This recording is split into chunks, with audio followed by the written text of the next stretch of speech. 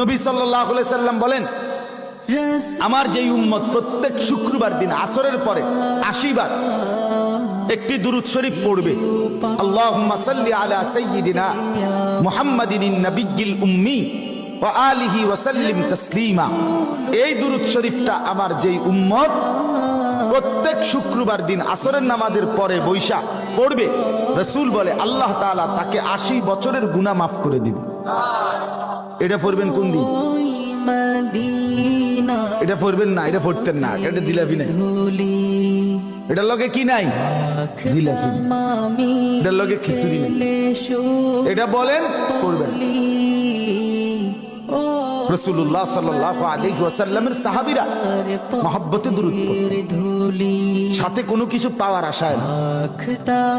রাসূলুল্লাহর ভালোবাসা, নবীজির ভালোবাসা। অতএব ভেবে দেখেন বাপ, কথায় যদি একটু শক্ত হয়